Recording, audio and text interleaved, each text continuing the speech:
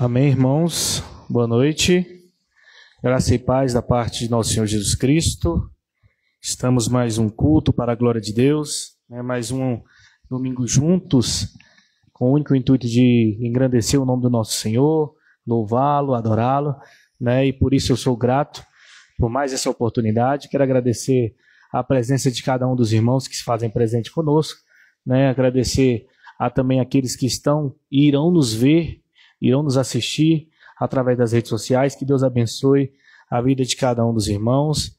Estamos aqui também, irmãos, como sempre, todo segundo domingo do mês, nós celebramos a ordenança do nosso Senhor Jesus Cristo, nós celebramos a ceia do Senhor, essa ordenança ao qual nos faz nos voltarmos para o seu sacrifício perfeito, agradável, perfeito em eficácia, em segurança, em perseverança.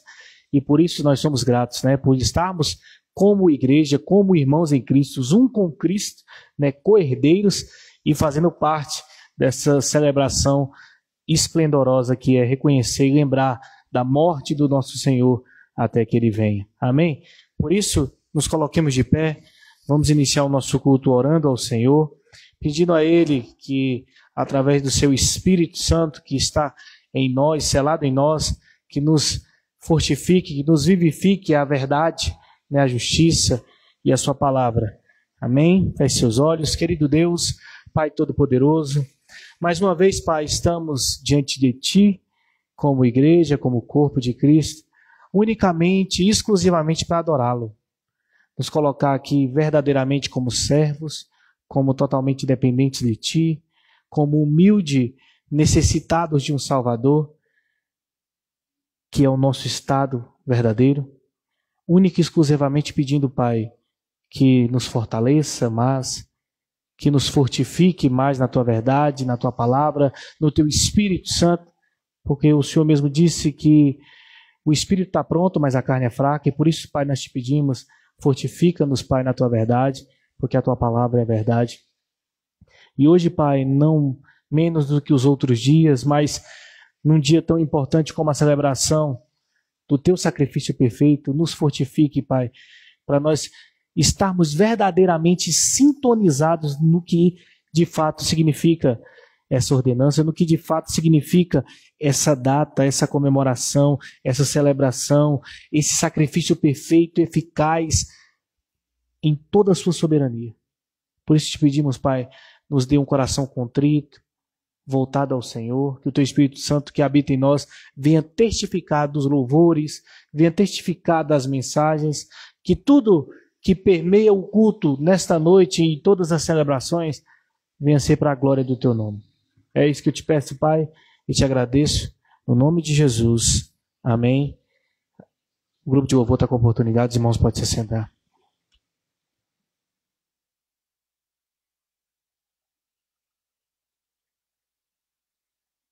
Boa noite, irmãos, graça e paz.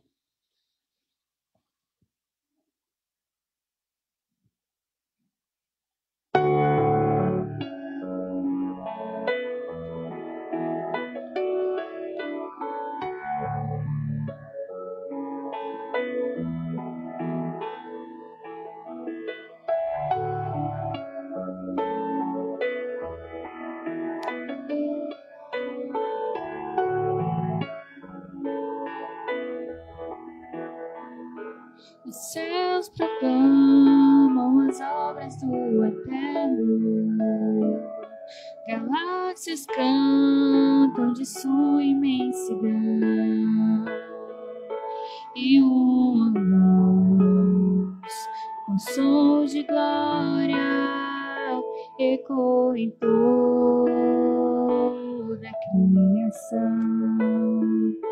O grão que faz a vida irromper, o esplendor invisível faz nascer, e uma luz com som de glória ecoa em nosso coração. diante dele nos rendemos, é tudo por ele, tudo por ele, a ele a glória para sempre, é tudo por ele, tudo por ele.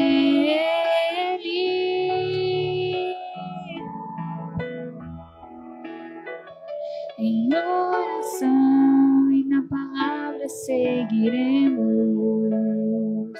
em um só corpo rendido à missão, e nossa luz, com som de glória, irá romper a escuridão.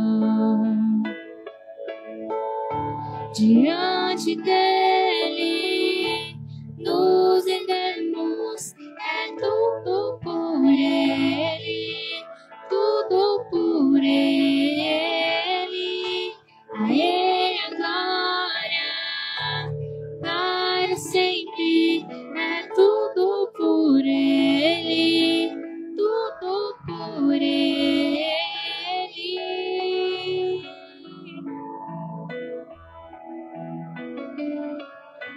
A ele a glória e o louvor, que o reino seja em nós, e a nossa vida só por ele. A ele a glória e o louvor, que o reino seja em nós, e a nossa vida só por ele. A ele a glória e o louvor, que o reino seja em nós, e a nossa vida só por ele.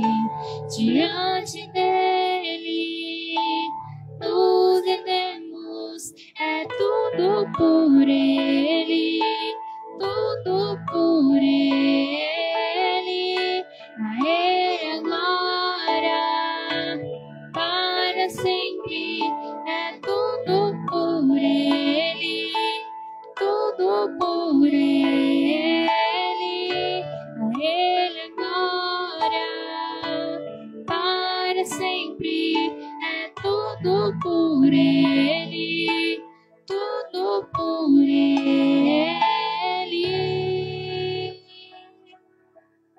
Agradecemos a oportunidade.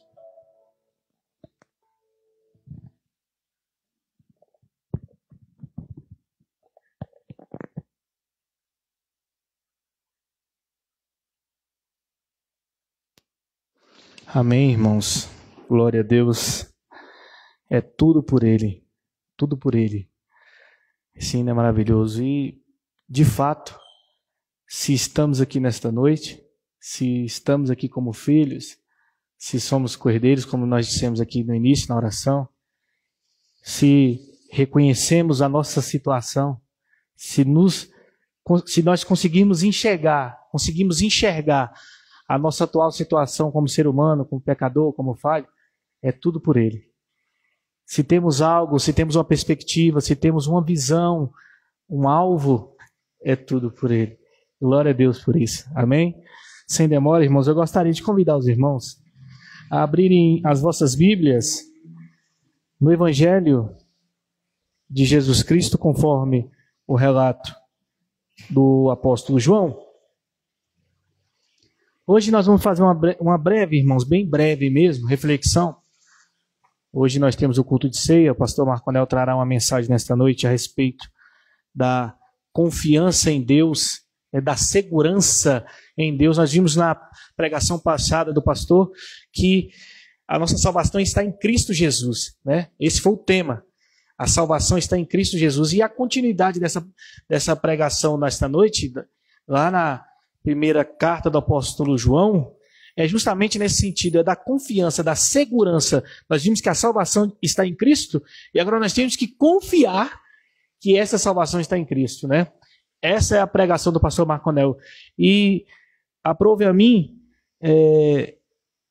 através da palavra do Senhor, obviamente através da palavra, né, trazer algo a respeito desse sentido. E nós vamos falar um pouco sobre segurança da salvação, perseverança da salvação, não é?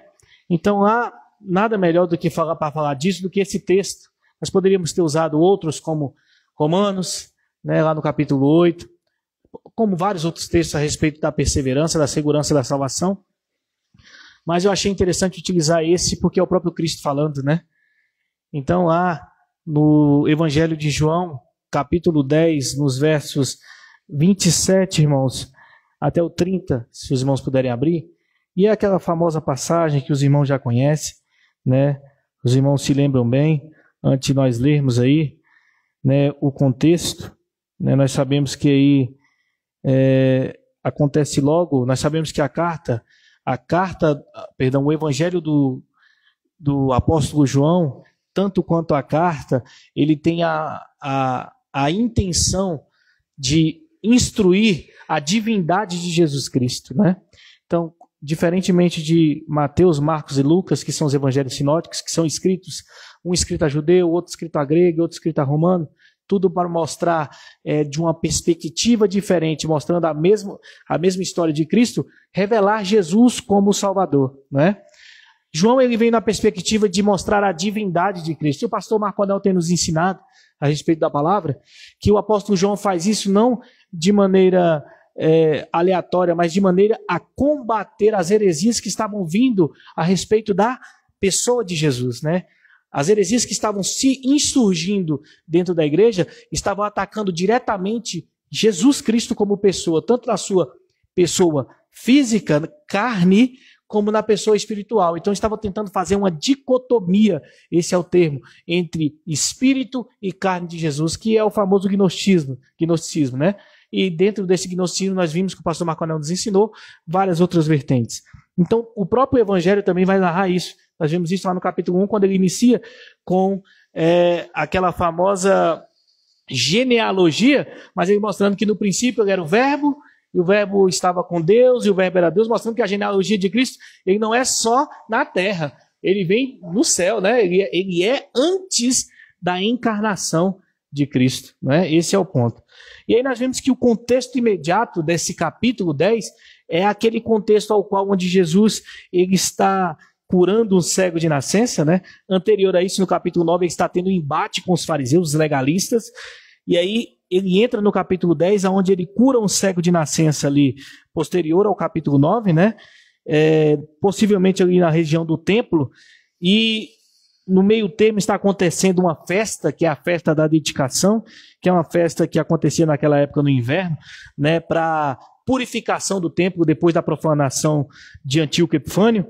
Os irmãos se lembram do Antíoco Epifânio que nós estudamos, né, ali Mateus? Os irmãos se lembram? Nós fizemos ali uma pré-introdução a Mateus, nós estudamos sobre Antíoco Epifânio, né, que ele foi considerado no primeiro século como até o anticristo, né, pelas suas profanações.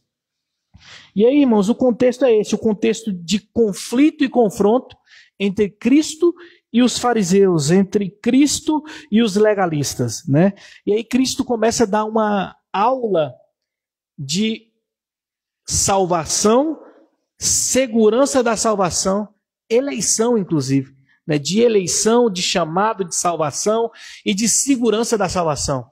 Nós bem conhecemos essa passagem, onde ele vai falar que ele é o bom pastor cuida dessas ovelhas, que anterior a ele vinham ladrões e salteadores, né? Muitas pessoas utilizam dessa passagem para tentar encaixar Satanás, e nós já vimos, através de alguns outros estudos, que aqui não está falando de Satanás, mas está falando de falsos mestres, falsos pastores, pessoas que tentam desviar a ovelha do seu verdadeiro bom pastor, que é o próprio Cristo, que é o próprio Deus, né? E aqui, para nós não nos alongarmos muito, esse é o contexto. E aí nós vamos entrar no versículo 27, irmãos, que ele vai dizer assim, na versão King James: as minhas ovelhas ouvem a minha voz, e eu as conheço, e elas me seguem. Eu dou-lhes a vida eterna, e nunca hão de perecer, e nenhum homem as arrancará da minha mão. Meu Pai que as deu a mim é maior do que todos, e nenhum homem pode arrancá-las da mão de meu Pai. Aí no versículo 30 ele encerra dizendo: eu e meu Pai somos um. Irmãos, que texto maravilhoso, né? É um texto, como nós falamos aqui, que vai tratar do tema da eterna segurança dos filhos de Deus. Eterna segurança daqueles que são ovelhas, que são eleitos, que são um com Cristo, né? E, irmãos, toda vez que eu leio esse texto, existe algo profundamente consolador nas palavras de Jesus, né? Profundamente consolador nas palavras que o apóstolo João, ele narra que Cristo nos disse, né? Jesus Cristo aqui agora ele fala com a autoridade de um pastor soberano, que não apenas chama as suas ovelhas, mas que guarda as suas ovelhas. Este é algo mais profundo, intrínseco dessa palavra. Ele não é só um pastor que cuida, ele não é só um pastor que guia, ele não é só um pastor que orienta o caminho, que chama, mas ele é um pastor que guarda as suas ovelhas. A nossa segurança, a segurança da salvação, está na obra do Eterno, do Senhor Jesus, no plano perfeito antes da fundação do mundo, né? Então, assim, cada verbo aqui desse texto, quando a gente vai analisar, revela uma ação divina. Veja, cada verbo desse texto, que nós vamos utilizar daqui a pouco, ele narra uma ação divina que nos gera segurança e certeza. Esse é o texto aqui. É um texto que gera segurança e certeza para os filhos, para as ovelhas, de que quem está firmes, seguros, guardados nesses verbos, nessas palavras, tem a certeza da salvação eterna. Indo totalmente contra aquelas narrativas de que aqueles que são de Deus têm como se perder de Deus. Obviamente que nós sabemos que isso não gera em nós uma falsa segurança ao passo de nós vivermos desgarrados da vontade de Deus. Nós vamos falar sobre isso aqui, né? Nada disso, irmãos, nós vimos aqui, nós vamos ver nesse texto, nós estamos vendo nesse texto, que nada da salvação depende diretamente das ovelhas, não é isso? Aqui ele usa as ovelhas como coadjuvante. As ovelhas, elas são coadjuvantes. Por quê? Porque quem é o ator principal, quem é a ação principal, de quem vem a mão principal, e todo o contexto é do próprio Deus, né? Então, assim, as ovelhas aqui, elas são coadjuvantes. O texto aqui narra da fidelidade do pastor verdadeiro, que é o próprio Cristo, né? Quando nós lemos esse texto, irmãos, nós vemos que esse texto é o antídoto para a insegurança espiritual. Concordam comigo ou não? Toda vez que nós lemos esse texto, nós temos que estar feliz, saltitantes, como diz o verbo grego, agaliartes, né? Totalmente feliz de estar seguro em Cristo. Ele é um antídoto para a insegurança, um antídoto para a falta de confiança, um antídoto para uma ansiedade espiritual. Ele é um antídoto. Por quê? Porque esse texto, ele é totalmente contrário a tudo aquilo que várias vezes domina o meu e o seu coração, de insegurança, de incerteza. Será que de fato Cristo me alcançou? Será que de fato eu estou na centralidade da vontade de Deus? Será que de fato a salvação de Cristo ela é suficiente, como muitos pregam? Aqui esse texto de fato mostra isso. Ele é um antídoto contra aqueles que tentam concorrer com a salvação. E é interessante que essa semana, na realidade foi ontem, eu até postei um trecho que nós falamos em uma pregação a respeito disso, né? De que o mundo ele gira centrando no ser humano, né? E infelizmente é essa centralidade humana que gera uma insegurança. É essa centralidade, a falsa confiança humana em si mesmo, que gera uma insegurança. E esse texto nos mostra que a verdadeira segurança está em Cristo, na obra perfeita de Cristo, né? Olha que interessante, esse texto nos mostra também, irmãos, que as ovelhas são frágeis. As ovelhas são frágeis. Por natureza. As ovelhas, elas vivem cercadas de perigo. E esses perigos, irmãos, eles são inerentes das ovelhas. É o mundo, é o próprio Satanás, é a própria incapacidade da ovelha de se proteger, de se salvar, de se segurar. Não é? Esse texto nos revela isso. No mesmo momento que ele revela a perfeita obra de Cristo e a sua perfeição e segurança, ele revela a fragilidade das ovelhas. Como assim, pastor? Isso nos mostra que se nós somos ovelhas de Cristo, nós estamos seguros. Agora, quem não é ovelha de Cristo, vive desgarrado. Vive em insegurança. Vive em ausência de perspectiva. Ausência de rota, ausência de audição. Nós vamos entender aqui, né? O mundo, a carne, o diabo, tudo isso são insegurança para ovelhas que vivem fora da vontade de Deus. Isso revela a fragilidade da ovelha. O texto revela tanto o poder do pastor quanto a fragilidade da ovelha. Né? Mas o Senhor aqui, irmãos, é fato e é explícito. Ele declara que nenhuma das ovelhas dele serão perdidas. E essa é a segurança. O pastor Marco Anel trouxe na última pregação dele, na primeira carta, que a salvação está em Cristo. Logo, aqueles que estão em Cristo estão seguros. Aqueles que estão em Cristo estão salvos. Ah, não, pastor, eu tenho medo de perder minha salvação. Depende. Quem te salvou? Foi Cristo? Se Cristo te salvou, você não perde ela. Porque você vive no centro da vontade de Deus em Cristo Jesus. Agora, se quem te salvou foi a sua vontade, a sua mente, o seu mérito, a sua obra, a sua fé na carne, nas pessoas, na obra, na mente, isso de fato tem como perder. Porque a ovelha ela é perecível. Ela não é segura em si mesma. Né? A certeza da salvação não está na nossa capacidade em permanecer salvo. A certeza da nossa salvação está no poder de Cristo de nos preservar salvo. Compreende isso, irmãos? Compreende o quão profundo é isso aqui? As minhas ovelhas ouvem a minha voz, eu as conheço e elas me seguem. A certeza não está na capacidade de permanecer, mas no poder de Cristo de nos preservar. Observe aí o que ele diz. Olha aí. As minhas ovelhas, elas ouvem a minha voz. Ele não está dizendo, elas tentarão ouvir minha voz. As minhas ovelhas ouvem. Primeiro passo, o chamado. Ele elege e chama. Lembra lá de Romanos capítulo 8? Quando diz que aquele que nos elegeu, ele nos chamou, que nos chamou, ele nos salvou, ele nos santificou, e que nos santificou, ele nos glorificou. Tudo no passado. É porque isso é uma certeza. Aqueles que são de Cristo, Cristo de fato chama. E quando ele chama, a ovelha não tem opção a não ser ouvir o bom pastor. Então quando ele diz assim, as minhas ovelhas ouvem a minha voz. Ele não está dizendo ela vai tentar ouvir, não, ela vai ouvir. E olha que interessante, tudo isso que ele está falando aí, ele está combatendo os fariseus. Olha o versículo 24 aí. Então vindo os judeus, os rodearam e disseram-lhe, até quando tu irás deixar-nos em dúvida? Se tu és o Cristo, diz-nos claramente. Jesus Cristo já tinha falado sobre as ovelhas, sobre o bom pastor. Eles ficaram em dúvida, eles tentaram apedrejar Cristo, eles tentaram perseguir Cristo.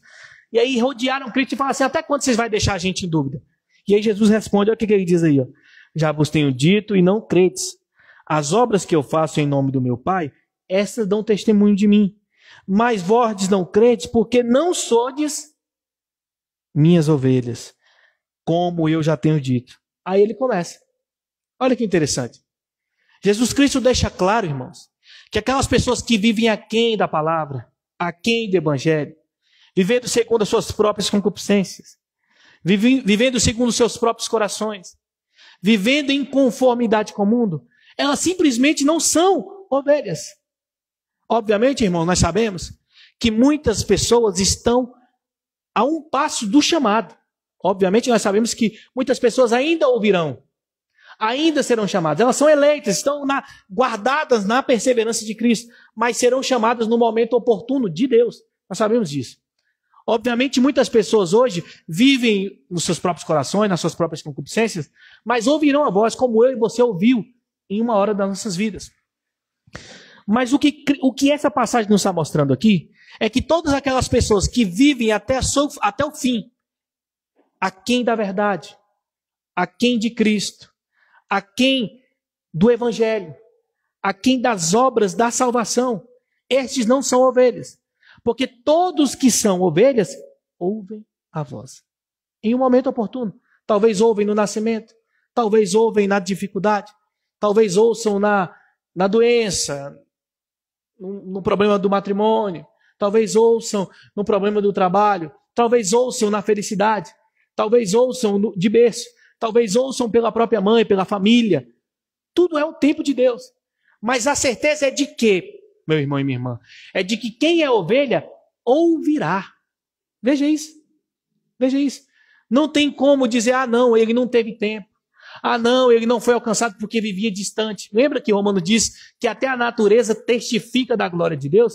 Muitos talvez não terão a oportunidade de estar na igreja conosco, como a gente está aqui, de ouvir o evangelho, uma pregação expositiva como nós temos aqui, mas a natureza revelará Cristo, Deus, no coração dele, da maneira que ele seja salvo pelo evangelho, pela natureza, pelo próprio Deus.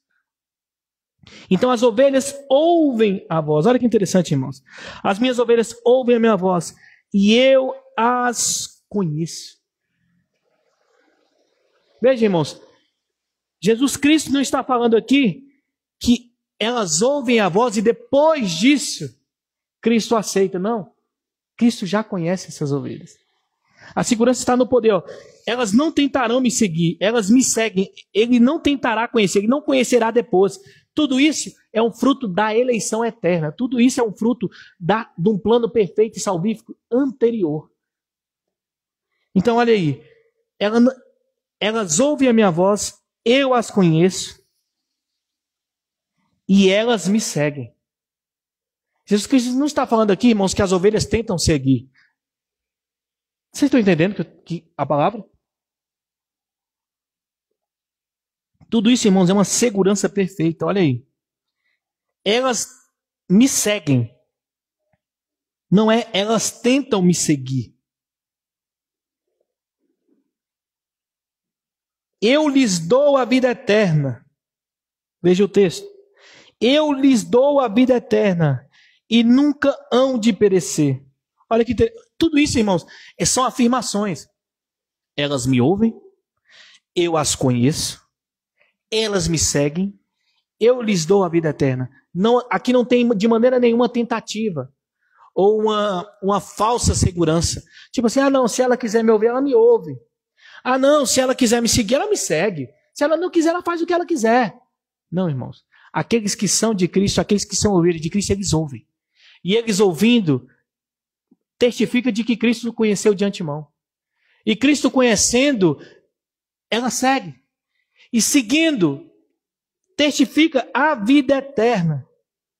Olha, irmãos, o quão perfeito é isso. Essa linguagem é estritamente de uma graça eficaz, de uma graça perfeita e eficaz, de uma eleição segura, de uma aliança eterna. Isso tudo nos testifica que o nosso Senhor, este ao qual nós estamos aqui nessa noite celebrando a ceia, celebrando a morte, até que Ele venha, Ele não fez uma tentativa de salvação. Ele não morreu na cruz em vão. Ele não nos deu uma sugestão de ser salvo ou não. Cristo não veio nos trazer possibilidades. Não, isso é muito pregado. Isso é muito disseminado dentro das igrejas. De que Cristo é uma possibilidade. Eu escolho Ele ou não. Eu quero Ele ou não. Ele me salva se eu quiser ou não. E não foi isso que Cristo trouxe, irmãos. Cristo não trouxe uma possibilidade de salvação. Cristo trouxe uma certeza de salvação. A certeza de salvação de um povo ao qual Ele escolheu de antemão. E de que Ele escolhendo o ouvirá. E o ouvido o seguirá. Ele conhece. E esse seguir vai testificar da sua obra prévia. Isso é uma certeza, é uma garantia, irmãos. Uma garantia de graça, uma garantia de eleição, uma garantia de aliança eterna. Isso, mais uma vez, irmãos, como eu disse e repito, não é a segurança do crente, ela não repousa em emoções, ela não repousa em méritos, mas ela repousa num Deus perfeito que prometeu, em um Filho eterno e perfeito que cumpriu, em um Espírito eterno que é selado e que nos convence, e que nos testifica, e que nos transforma. Veja, irmãos, é uma obra perfeita e eterna, vindo dele, por ele e para ele, como diz o próprio texto. É um Espírito que é selado em mim e em você, que nos traz um coração de carne a um lugar do coração de pedra, nos testificando que nós estamos em uma situação miserável e que somos totalmente necessitados de salvação. Ao passo de nos apresentar Cristo e mostrar, você precisa de um Salvador, porque senão você vai morrer eternamente. E esse Salvador é única e exclusivamente Cristo. Essa obra é essa que nós vamos celebrar nessa noite. Perfeita e estrita, de uma morte vicária, eterna e eficaz, não de possibilidade. Estão compreendendo, irmãos? Segurança, não possibilidade. Certeza, não possibilidade. Irmãos, se todos os cristãos que se dizem cristãos vivessem dentro dessa certeza, nós evitaríamos uma série de heresias, de mentiras, de ansiedades, de falsas religiões, de falsas crenças.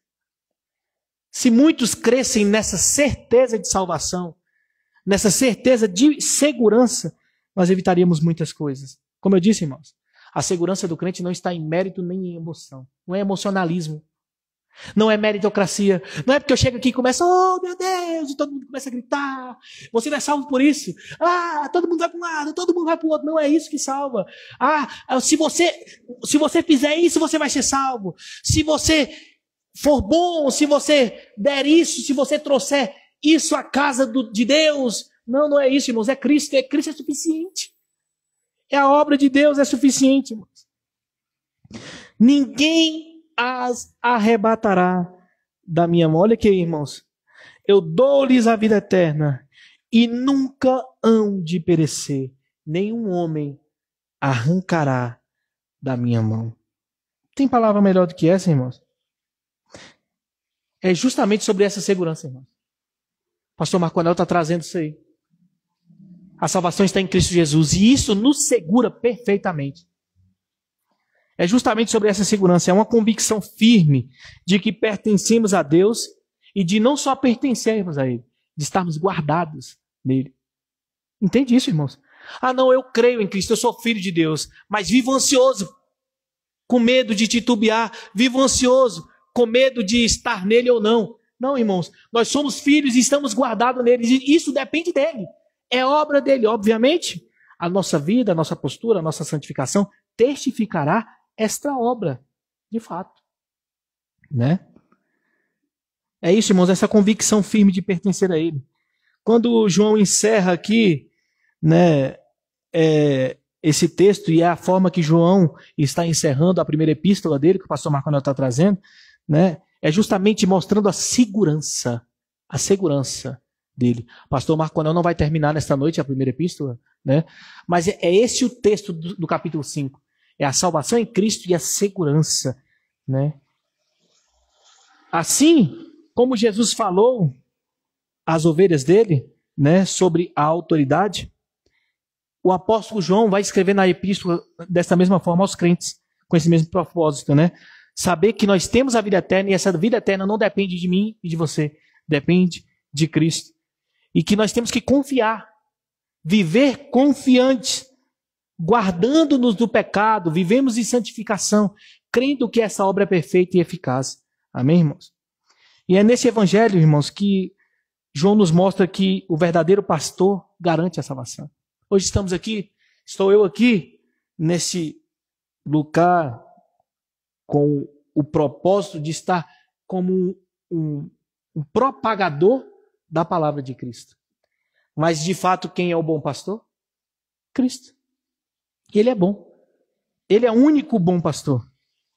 Eu estou aqui como propagador e com a responsabilidade de dizer a verdade e falível. Veja isso, não se esqueça disso, irmão. Somos todos falíveis, suscetíveis a erro. Diferentemente do episcopado romano, que crê na infalibilidade dos seus sacerdotes, nós sabemos que nós somos falíveis. Mas o bom pastor não falha. O bom pastor não erra. O bom pastor garante. O que eu falo aqui é só apresentando o bom pastor. Porque ele é de fato o bom pastor. Ele garante a salvação. E essa certeza de salvação é manifestada e tem que estar manifestada no meu e no seu coração, meu irmão. Quando eu e você nos deparamos com este evangelho, com a palavra de Deus no geral, quando eu e você nos deparamos em nossa vida, no cotidiano, no levantar, no acordar, no respirar, no estar de pé, mesmo em dificuldades, em perseguições, em tribulações, nós temos que estar confiantes na garantia da salvação, na garantia de uma obra eficaz que não traz possibilidade, mas que garante, que não traz possibilidade de eficácia, mas que é eficaz no sentido pleno. E por isso nós temos que estar felizes. Por isso que nós temos que estar retumbantes, como diz o texto, uma felicidade superlativa de que essa salvação é perfeita, eficaz e que nós vamos segui-la até o fim. Não é, irmãos? No Evangelho de João, a salvação é um dom. Na epístola que o pastor está trazendo é uma segurança. João traz todo esse contexto. Dom e segurança. Cristo é fundamento, Cristo é selo, Cristo é motivo do fruto. Cristo é fundamento, Cristo é selo e Cristo é segurança. É Ele que nos traz o meio pelo qual frutificar. Não é o que a Bíblia diz? Que até as obras que nós praticamos de boa, elas são preparadas de antemão para que nós andemos nela.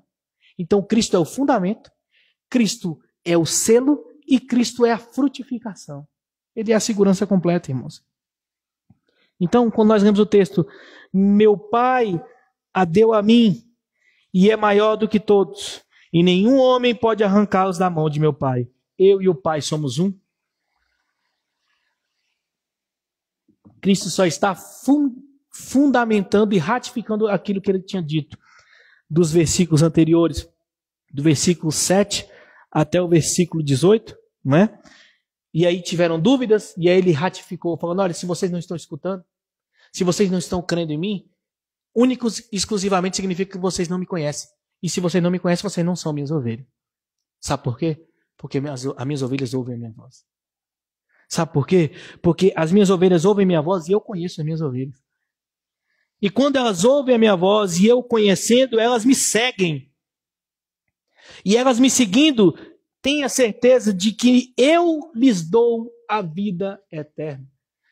E eu lhes dando a vida eterna, ninguém as arranca da minha mão. Sabe por quê? Porque quem me deu foi meu Pai. É o que Cristo está dizendo. E meu Pai é muito poderoso, é maior do que todos. Nenhum homem pode arrancar da mão de meu Pai. O que Jesus está usando? O argumento do maior para o menor, né? Aquele argumento que a gente já viu que ele usa em Mateus e usa em outros textos. Do maior para o menor. Vem do Pai. Do Pai vem para ele. E aí, irmãos, olha que lindo o texto. Olha o versículo 30. E eu e o Pai somos um. Se os fariseus já queriam apedrejar Jesus aqui, que eles quiseram apedrejar mesmo. Jesus Cristo agora, irmãos, olha que texto. Esse texto aqui, se quiser grifar aí, além de representar a segurança da eleição, da salvação, mostra a divindade de Cristo. Cristo é quem? É Deus. Ele é um com o Pai. E se o Pai escolheu de antemão, e nos predestinou, chamou, e nos chamou, santificou, salvou, e nos salvando, santifica, e nos santifica, glorifica, Jesus é um com o Pai. Logo, todos que são ovelhas de Cristo, ouvem a voz de Cristo. Todos que ouvem a voz de Cristo, Cristo conhece, porque são salvos de antemão. E conhecendo Ele, os dá salvação. Elas seguem. E seguindo Ele, dá a salvação eterna. E essa salvação é dada, não é meritória. E dando a salvação eterna, ninguém arranca da mão. Porque Ele e o Pai é um. Porque Ele é próprio Deus. Então, irmãos, antes de mergulharmos nas palavras que o pastor Marco Anel vai trazer daqui a pouco, não nos esqueçamos A fé cristã, ela começa, ela se mantém e ela termina em Cristo Jesus. Veja, o termo já diz, nós somos cristãos. Logo, a nossa fé, ela começa em Cristo na sua obra, ela se mantém em Cristo na segurança da obra e ela termina em Cristo na consumação da obra. Não é o que diz a palavra? Cristo é o autor e consumador da nossa fé? Ele é. Então, antes de mergulharmos na segurança, na certeza da salvação, lembremos sempre, irmãos, a nossa fé começa, se mantém e termina no nosso bom pastor, em Cristo Jesus. Quem tem o Filho, tem a vida. Quem ouve a sua voz, o segue e jamais será arrancado da mão. Amém? Que Deus abençoe a todos. Eu gostaria de agradecer a oportunidade, convidar a equipe de louvor para estar louvando ao Senhor e logo após pedir ao nosso irmão Frank para estar fazendo a oração pelo pregador da noite. Boa noite, irmãos, graça e paz.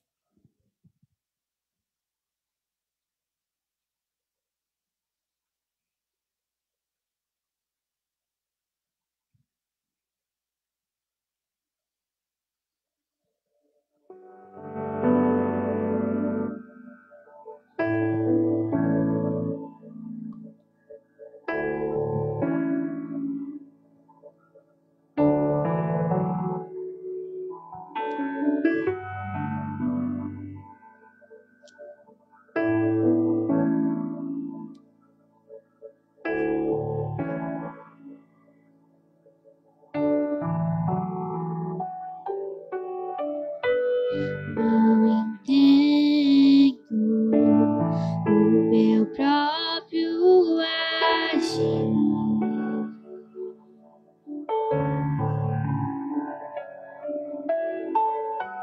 Sem tua graça, o que seria de mim?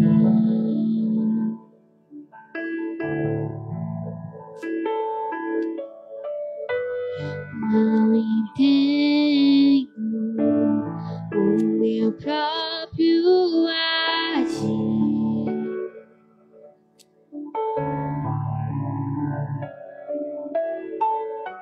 Sem tua graça, o que seria de mim, Deus? Pois o bem que eu quero fazer não faço, e o mal que eu não quero, este sim acabo cometendo. E em meu ser milita carne e espírito, em uma guerra infindável, a qual eu não me rendo. Pois meu corpo já foi vendido como escravo, e não existe bem nenhum em mim, apenas o pecado. Mas eu sei que no tocante a meu interior tenho prazer na tua lei. Tu és o meu amado, então liberta-me de mim. Eu quero ser a sua casa. Se o Senhor estiver aqui, eu sei, eu venço o pecado. Então enche-me de ti, até que não haja mais espaço. Pois quando estou em tua presença, o meu viver é transformado.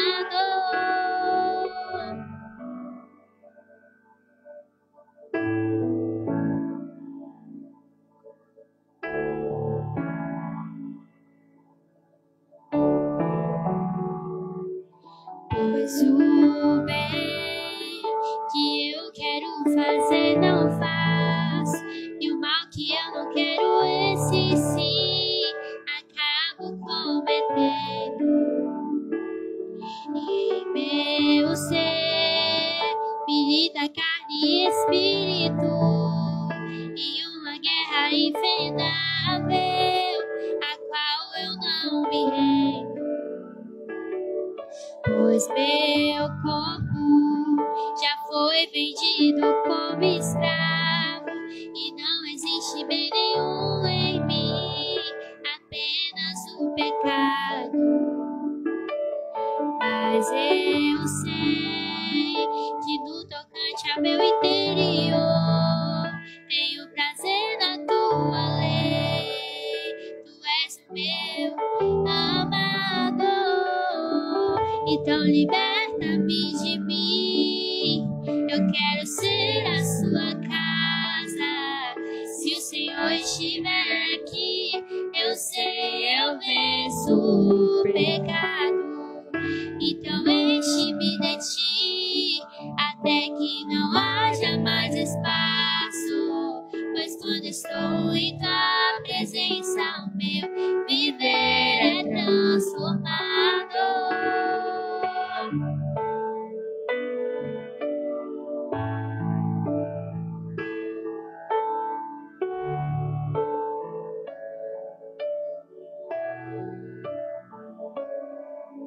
E reinar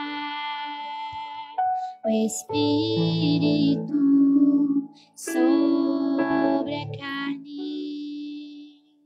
Agradecemos a oportunidade.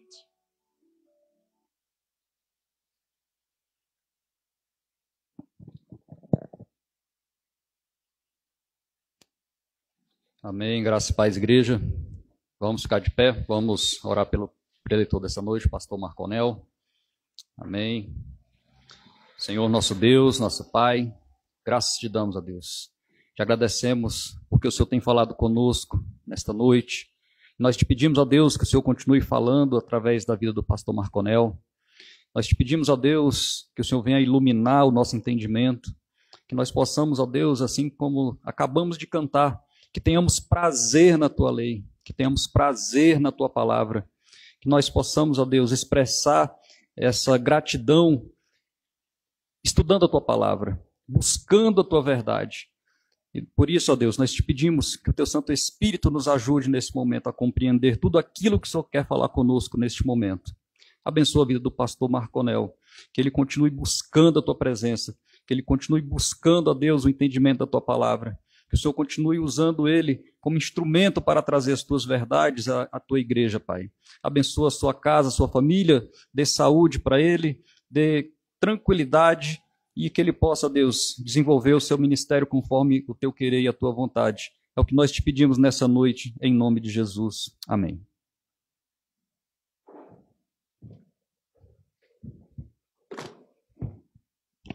Boa noite, irmãos. Graça e paz a todos. Graças a Deus, mais uma semana juntos, para a honra e glória do nosso Senhor. Hoje, dia de ceia, como o nosso pastor Rafael já fez uma breve introdução, uma noite especial, noite que nós obedecemos de forma prática aquilo que Cristo nos pede como sinal de morte, de ressurreição e de volta, né, da sua segunda vinda. E hoje nós estamos falando de um tema tão importante, né? O pastor Rafael acabou trazendo na introdução um tema que nós falaremos que é tão importante nos dias de hoje, principalmente para quem se diz cristão, crente de verdade, para aquele que aguarda a volta de Cristo, para aquele que tem o coração em Cristo, para aquele que de alguma forma vive de forma exclusivamente para Cristo, vive aqui neste mundo, né, não sendo do mundo, mas vive aqui nesse mundo sendo sal, sendo luz, que é a certeza que Deus pode nos dar de estarmos nele e de estarmos preparados para quando ele voltar, que é a certeza da nossa salvação. E aqui em 1 João, como nós estamos trazendo sempre as exposições, nós estamos agora na parte final, no último capítulo. Eu gostaria que os irmãos acompanhassem comigo, primeira carta do apóstolo João, capítulo 5. Nós vamos falar apenas 3 versos hoje, porque a partir do verso 16 ele vai entrar em um assunto diferente, que é um assunto um pouquinho mais delicado. Nós vamos precisar nos aprofundar um pouco mais. Então hoje nós vamos ler do verso 13 até o verso 15, da primeira carta do apóstolo João, capítulo 5. Amém?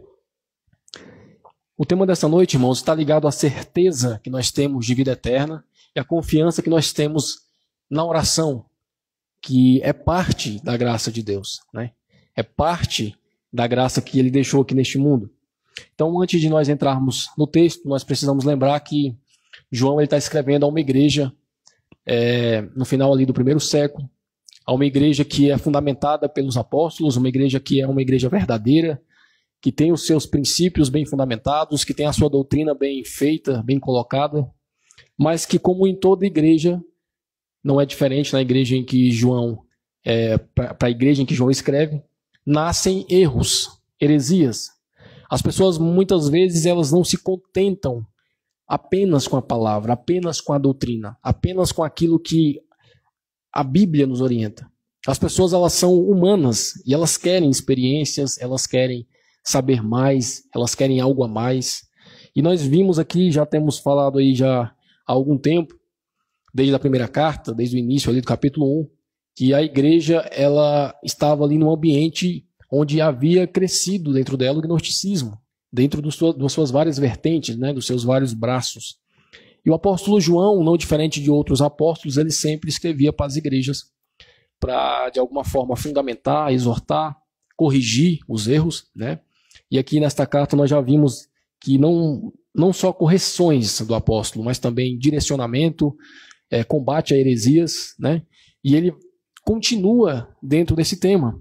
Nós vimos ali no capítulo 1, 2, 3 e 4, ele falando muito sobre moral, sobre aqueles que dizem que amam e não amam, aqueles que dizem que obedecem, mas na prática não obedecem. A gente viu ele falando a respeito de amor, o amor verdadeiro, o amor que vem de Deus. A gente viu ele falando da unção do Espírito Santo que cada ser humano tem dentro de cada um de nós, que nós não precisamos de um conhecimento espetacular, nós não precisamos ter graduações espirituais para conhecer a Deus. A nossa graduação é o Espírito que habita no nosso coração, quando ele diz que em cada ser humano tem uma semente santa, uma unção que permanece. E aqui não vai ser diferente. Ele entra no verso 13, 14 e 15, trazendo 3 temas aqui. Em cada capítulo desse aqui, em cada versículo desse aqui, ele traz um tema específico, 3 temas muito importantes.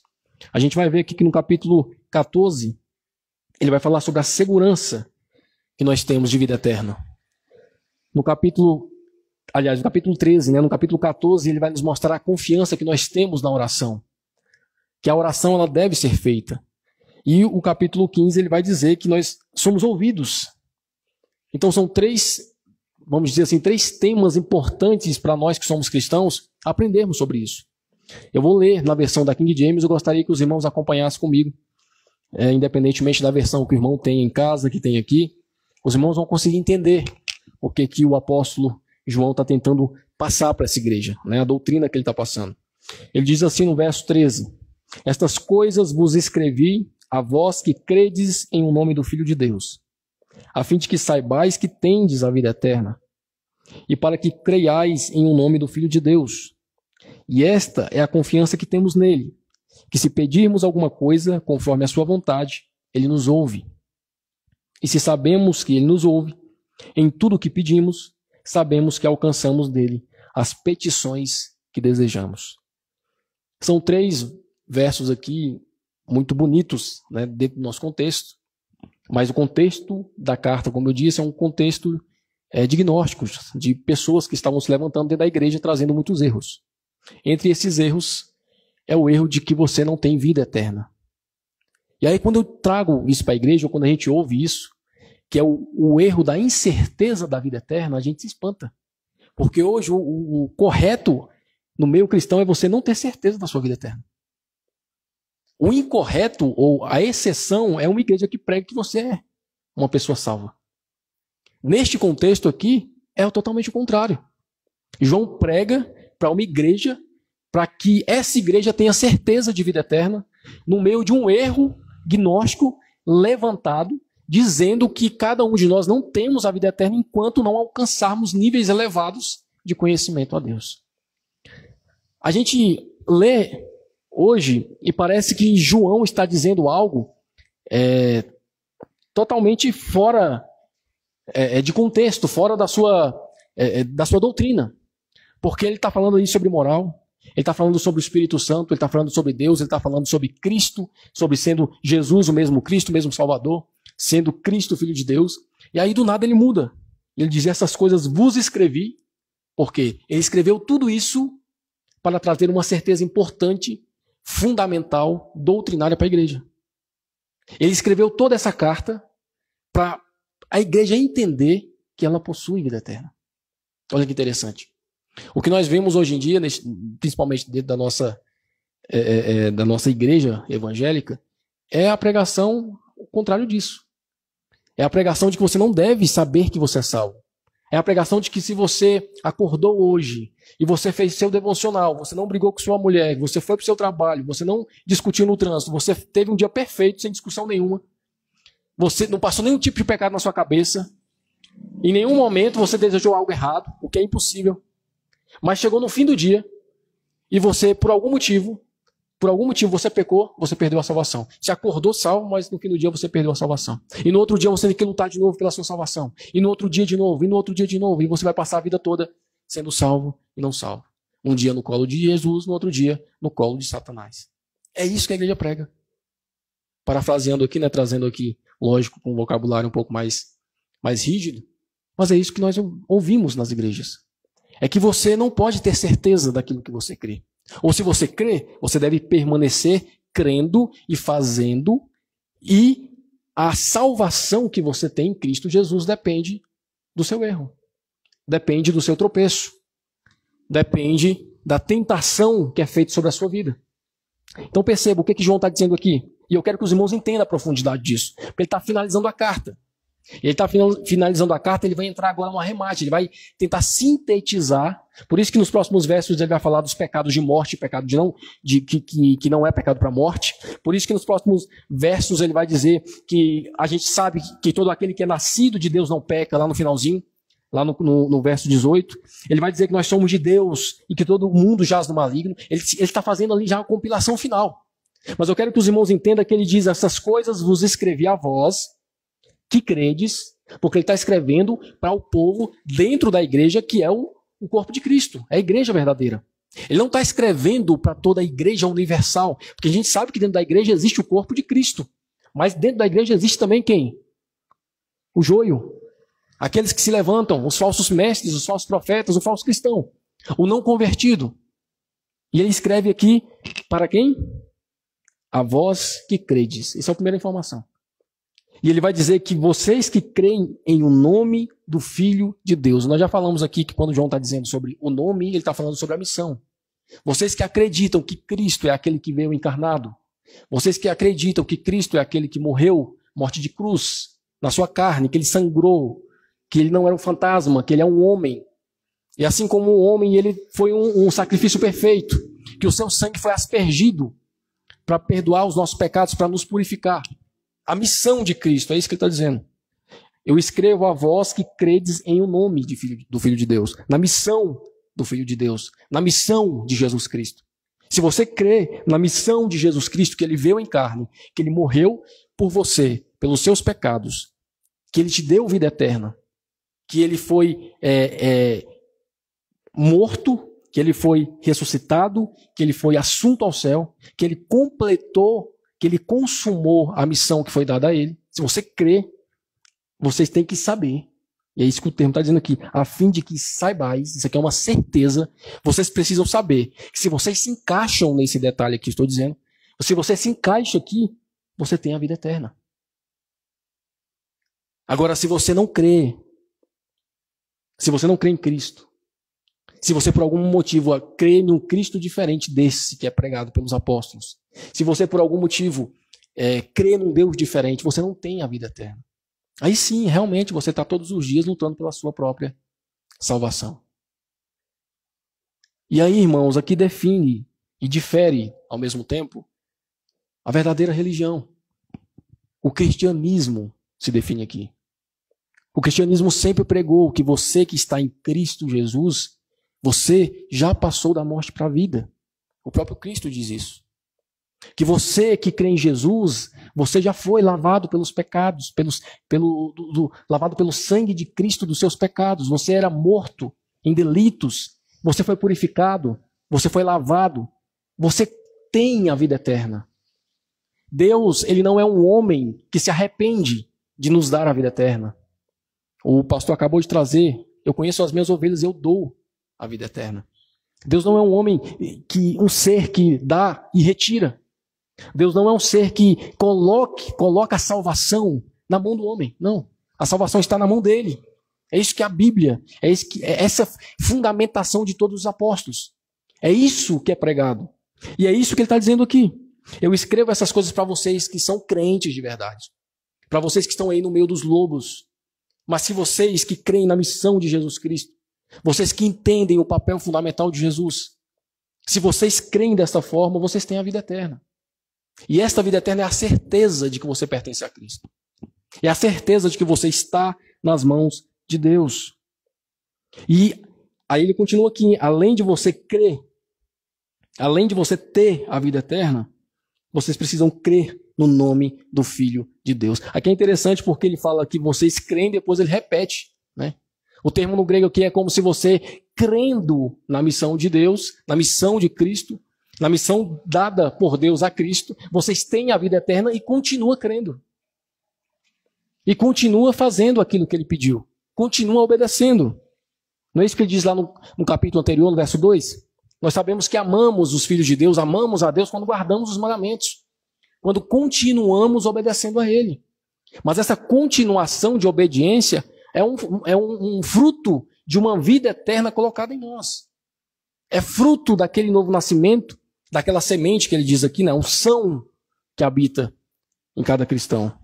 E aí existe essa dúvida, né? Porque todo crente tem. Em algum momento passa pela sua cabeça. Todo cristão pensa de alguma forma, será que realmente eu sou salvo?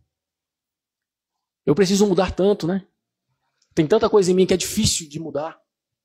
Tem tanta coisa em mim que eu luto e não consigo mudar ainda, irmão. Ainda, porque a Bíblia diz que nós vamos sendo limpos. A palavra do Senhor nos apresenta a santificação como um processo, como um progresso. É como um lavar de roupa. Você lava a primeira vez, vai sair muita coisa, mas vai continuar suja. Você lava mais uma vez, vai limpando, vai limpando. A Bíblia apresenta que essa salvação, ela nos é dada, e esse lavar, essa limpeza espiritual, ela vai ser feita até o dia da volta de Cristo. Então, até quando Cristo voltar, nós estaremos em processo de limpeza. Nós estaremos em processo de purificação, de santificação. Mas nós temos a vida eterna no meio dessa limpeza. Nós temos a vida eterna no meio desse progresso. Nós temos a vida eterna enquanto caminhamos. Nós não estamos caminhando e sendo limpos para obter a vida. A vida eterna já foi colocada em nós a partir do momento que cremos na missão de Jesus Cristo, no nome de Jesus Cristo, em Jesus Cristo de forma verdadeira. A partir desse momento nós temos a vida eterna. É isso que ele está dizendo nesse primeiro verso aqui. A vós que credes no nome do Filho de Deus. Nome, pessoa, obra, missão. A salvação aqui não é um sentimento, irmão. Percebe? A salvação aqui ela não vai ser uma relação somente pessoal, carnal. A salvação é algo espiritual. Nós acabamos de olhar aqui em João que crendo nós temos a vida eterna. Mas nós vamos ver Cristo falando que as ovelhas ouvem a voz dele. E esse ouvir é espiritual. Há um chamado. Há um abrir de olhos. Há uma conversão. E essas pessoas que são chamadas, que são convertidas, que são lavadas pelo sangue de Cristo, possuem a vida eterna. E por possuir a vida eterna, continuam crendo no nome do Filho de Deus. O que isso quer dizer? Que não há apostasia. Se você é crente de verdade, se você crê de forma verdadeira, você vai continuar crendo, porque você já possui a vida eterna. E aqui a gente fala na vida eterna neste mundo espiritual, porque nós não estamos no céu. Nós não fomos glorificados. Nós não estamos na última fase. Mas nós já possuímos, a vida eterna começa aqui. Nós já temos aquele, o santo, a unção do santo. Não é isso que ele diz, que aquele que habita em nós é maior do que aquele que habita no mundo? É isso que ele está dizendo aqui. Então você não precisa esperar o céu para ter certeza disso. Você não precisa aguardar a volta de Cristo para ter certeza de que você é uma pessoa salva. Basta você crer em Jesus Cristo e obedecer os seus mandamentos, provando que ama. Porque se você crê em Jesus Cristo é porque você tem a unção. Você tem a unção do Santo, o Espírito Santo, a semente de Deus. Consequentemente, você tem a vida eterna. A fé aqui não é apenas um conhecimento de Deus. É isso que o ponto central desse verso que o apóstolo traz, porque ele está lutando justamente contra a doutrina de conhecimento, que é o gnosticismo. Então aqui a fé não é só um conhecimento de Deus. A fé não é só você saber quem é Deus, mas é uma confiança que ele é um ser que salva, que nos dá parte dele através do Espírito Santo e que nos faz andar nos seus caminhos. E isso não está ligado a nível intelectual. Isso não está ligado a nível espiritual. Por isso que João diz: aqueles que eu escrevo para vós que credes no nome do Filho de Deus. Ele não está escrevendo aqui para quem conhece os degraus do gnosticismo. Ele não está escrevendo aqui para quem se diz, ou como se dizia na época, que você precisaria crescer no conhecimento cada vez mais para que você conseguisse alcançar a vida eterna. O que ele está dizendo não é que se você crê em Jesus Cristo, você tem a vida eterna. Aqui você não precisa ter Cristo e obras. As obras são consequências. Aqui você não precisa você ter Cristo mais rituais, Cristo e mais alguma coisa. Nós temos pregado nisso porque essa foi dos fundamentos da reforma protestante, né? É justamente isso, é você ter Cristo somente. É você acreditar que somente Cristo salva. Que somente Ele é capaz de trazer a salvação. E aqui João fundamenta isso. Se você crê em Jesus Cristo, você tem a vida eterna. Ele é o nosso Redentor, Ele é a pessoa que pode nos mediar a Deus, que vai apaziguar, que vai trazer paz sobre nós. É a pessoa que vai fazer a mediação. É isso que João está trazendo nesse primeiro verso. Estas coisas eu vos escrevi, a vós que credes em o nome do Filho de Deus, a fim de que saibais, vocês precisam ter certeza de que vocês têm a vida eterna. Esse tendes a vida eterna é o mesmo termo do tendes, vós possuis a unção do santo. Ali é a mesma construção. A certeza precisa ser de que você tem a vida eterna porque você crê em Cristo Jesus. A certeza de você ter o Espírito Santo é porque você crê em Cristo Jesus. Não foi dado de qualquer maneira. Foi dado porque houve uma crença, houve um abrir de olhos da parte de Deus. O verso 14 ele vai continuar dizendo, e aqui ele vai entrar agora na confiança não da salvação, mas na oração. Por quê? Porque era outra coisa que os gnósticos batiam. Que para você alcançar os pedidos de Deus, você poderia muitas vezes ter que subir de nível dentro do gnosticismo. E eu repito aqui, se os irmãos quiserem entrar no estudo do gnosticismo, os irmãos vão perceber que haviam 32 degraus, que eles chamavam de 32 eões. E a cada degrau você tinha um favor de Deus. O que João está dizendo aqui é que você tem vida eterna em crer em Jesus. A partir do momento que você crê em Jesus Cristo, você tem vida eterna. E não há aqui limites de idade. Não há aqui limites de conhecimento. Aqui não há limites de se você é rico ou pobre, se você é negro ou branco, se você é homem ou mulher, percebe? Aqui o que ele está falando é que você, crendo em Jesus, ele é a fundamentação, você tem a vida eterna. E o verso 14 não é um verso isolado. Olha o E. E esta é a confiança. Isso aí é uma continuação. No grego aqui não há separação. A separação é feita na tradução. O que ele está dizendo? Ele está dizendo que quem tem a vida eterna, ou seja, aquele que crê em Cristo Jesus e tem a vida eterna, tem a confiança que temos nele. Ou seja, que se pedirmos alguma coisa, conforme a sua vontade, ele nos ouve. O que ele está dizendo aqui, em outras palavras? Ele está dizendo que se eu tenho a vida eterna, se eu creio em Jesus Cristo, Deus vai me ouvir. Combate o gnosticismo, irmão. Porque aqui não depende, Deus não me ouve através do meu esforço. Deus não me ouve aqui porque eu estou subindo degraus de conhecimento. Deus não me ouve aqui por eu ser mais espiritual ou mais especial que o meu irmão. É isso que ele está dizendo. E esta é a confiança que temos nele.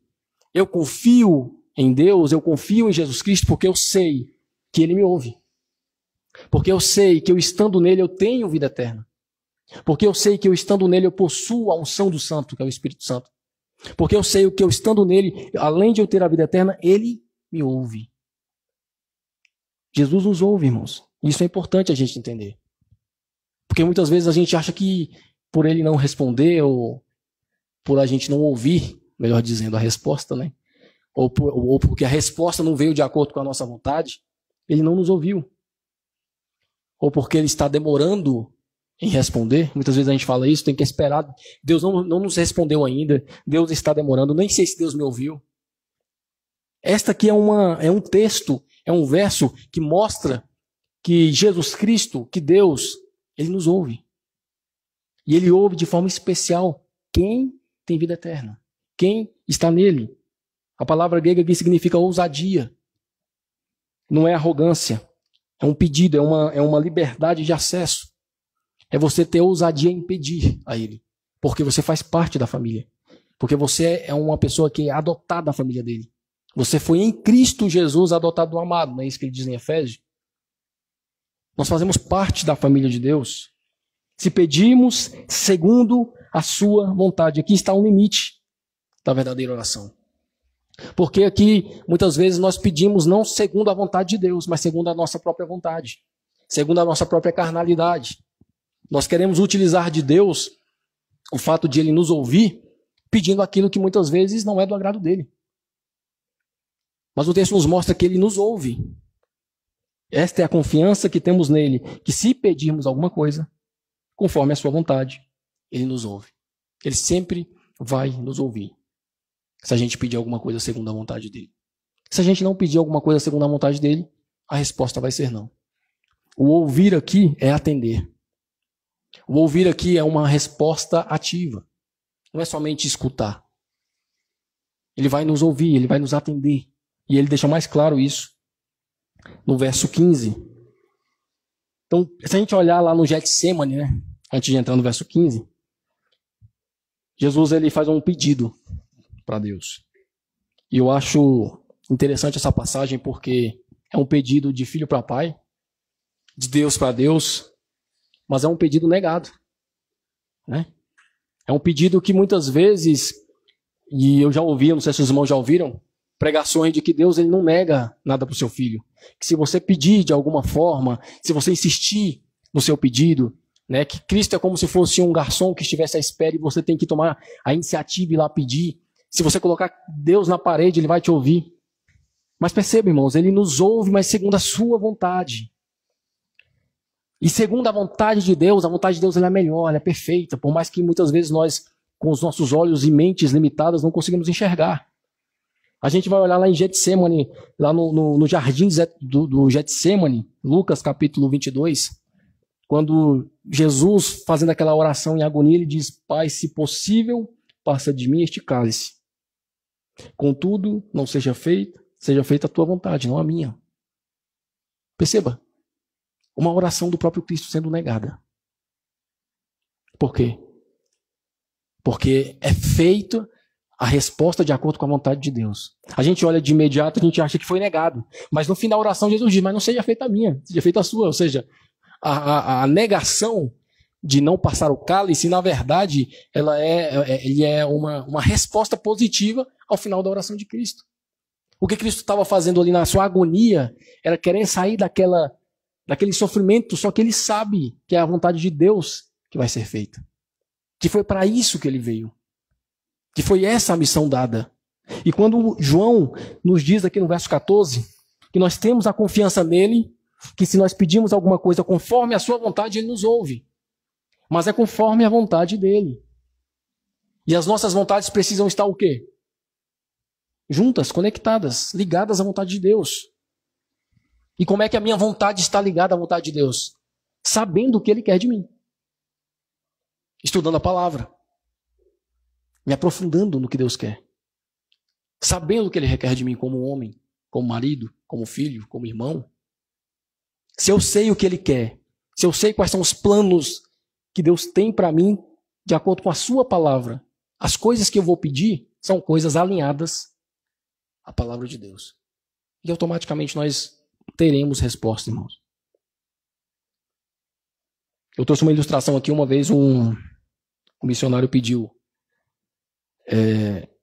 para Deus, ele fez a seguinte oração: Senhor, dai-me um pão para alimentar o faminto e paciência quando o pão não chegar. Ele entendeu que a oração aqui não muda Deus, mas muda o coração do homem. Ele pede pão para alimentar o faminto e ele pede paciência quando o pão não chegar. E é isso que nós precisamos entender.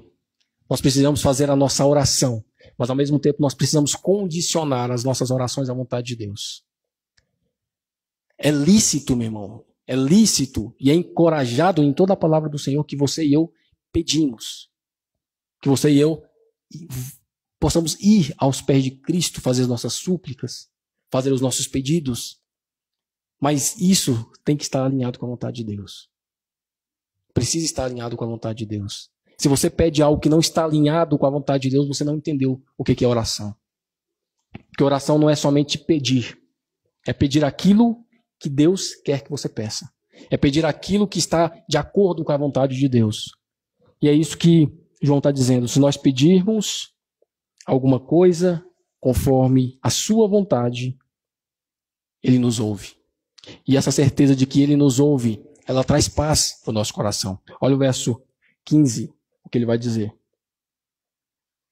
E se sabemos que Ele nos ouve em tudo o que pedimos, sabemos que alcançamos dele as petições que desejamos. Aqui ele está trazendo uma certeza de resposta.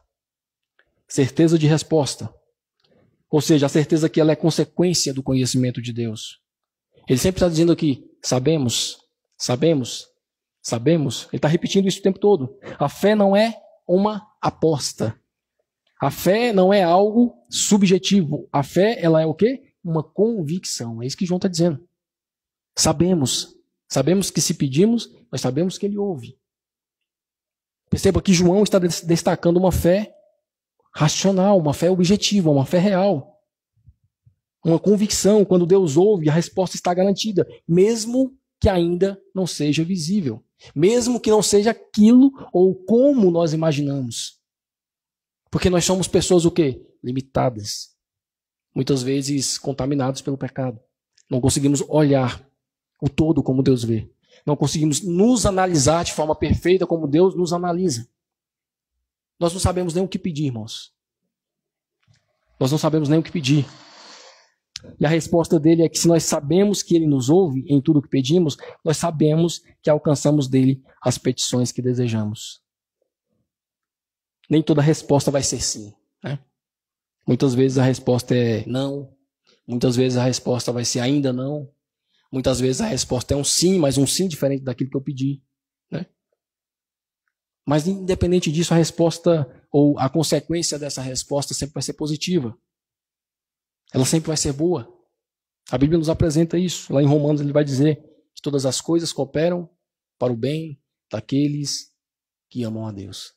Daqueles que vivem segundo o seu propósito. Todas as coisas cooperam para isso. Muitas vezes a resposta é negativa, não é da forma que nós queremos, mas é a resposta correta que tem que ser dada. É como uma criança que pede para o pai uma faca para cortar o bolo para comer e o pai dá uma colher. O nosso pai sabe melhor do que nós o que nós queremos ou como estamos pedindo ou o que é aquilo que não vai nos machucar. Muitas vezes a cabeça da criança ela quer comer o bolo e não sabe que a faca corta. E o pai entende que ela quer comer o bolo, mas está pedindo um instrumento errado. É assim que Deus funciona conosco. Ele conhece o nosso íntimo.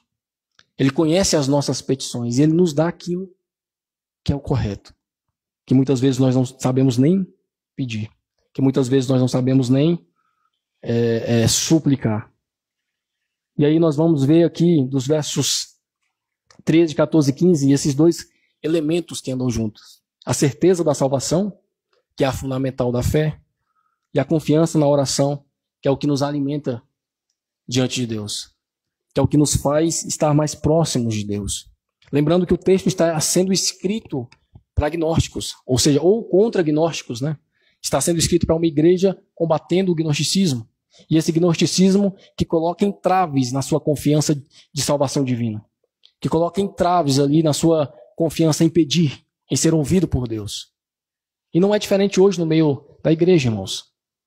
Hoje muda-se muitas vezes o nome, a doutrina, a roupagem, mas hoje segue-se pregando que você não tem salvação. Se você não fizer assim, você não é salvo. Se você não fizer assado, você não é salvo.